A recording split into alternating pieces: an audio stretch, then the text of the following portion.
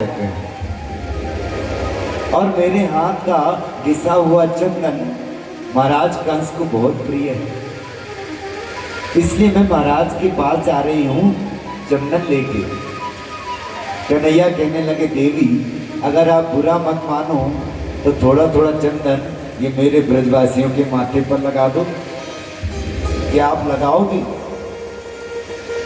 कुब्जा कहने लगी, ये तो मेरा सौभाग्य है। और कुब्जा चंदन लेके सभी ब्रजवासियों के माथे पर लगाने लगी। बलराम जी को लगाया, ब्रजवासियों को लगाया, और कुब्जा कहने लगी, हे मोहनी मूरत वाले, यदि आज्ञा हो तो मैं आपके माथे पर भी थोड़ा सा चंदन लगा दूं। कन्हैया कहने लगे, सबको लगाया तो मुझे छोड़ दोगी क्या? मुझे भी तो लगाओ।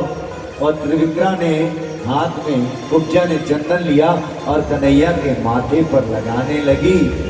जैसे ही माथे पर लगा रही थी तो कन्हैया के मित्र कहने लगे, मधुमंगल कहने लगा, कन्हैया यह 3 जगह से टेढ़ी कुब्जा ने हमारी बहुत सेवा की है, इसको कुछ ना कुछ देना चाहिए। कन्हैया कहने लगे, बात तो सही है, कुछ ना कुछ देना चाहिए। इधर वो चंदन लगा रही थी बड़े प्यार से। चंदन लगाते लगाते कन्हैया ने क्या किया, अपने पैर का एक अंगूठा कुब्जा के पैर के अंगूठे पे रखा और उसकी कमर में ऐसे हाथ डाल दिया। बलराम भैया कहने लगे, कन्हैया संभल के, ये अपना वृंदावन ना है, कंस मामा की नगरी है। तब तक एक तीसरा कहने लगा, श्री रामा कहने लगा, कन्हैया कछु आ जाए, तुम दोनों की जोड़ी बड़ी अच्छी लग रही है।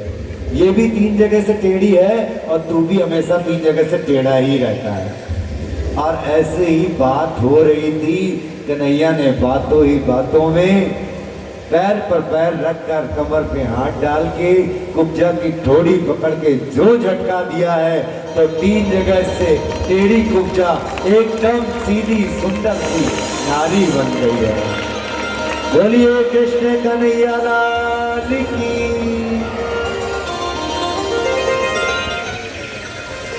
इस तरह कन्हैया ने सबका उद्धार किया और सबका उद्धार करने के बाद में सबको आश्वासन दिया है कि मैं सबके घर जरूर आऊंगा।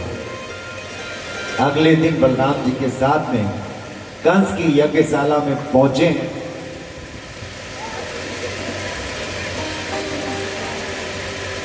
और वहां पर पहुंच के कंस के जितने भी भेजे हुए सैनिक थे, चारू, मुष्टिक, जितने भी सैनिक थे, सबका अंत किया है। अंत में कंस के सिंहासन के ऊपर चढ़ गए हैं और कंस को पकड़ा है। कंस के केस खींचने लगे तो कंस कहने लगा, भांजे मुझे छोड़ दे, जब तू मेरे बाल खींच रहा है, केस खींच रहा है, मुझे पीड़ा हो रही है। कंस कहने लगा, कंस से कहा कन्हैया ने, मामा जी याद करो वो दिन जब मेरी माँ देवकी को तुम विदा कर रहे थे और केश पकड़ के तुमने नीचे खींच लिया था। आज पता चला कि केस खींचने का दर्द कितना होता है। अरे मामा जी भर के देख लो, आज मैं तुम्हारा उद्धार करने वाला हूँ।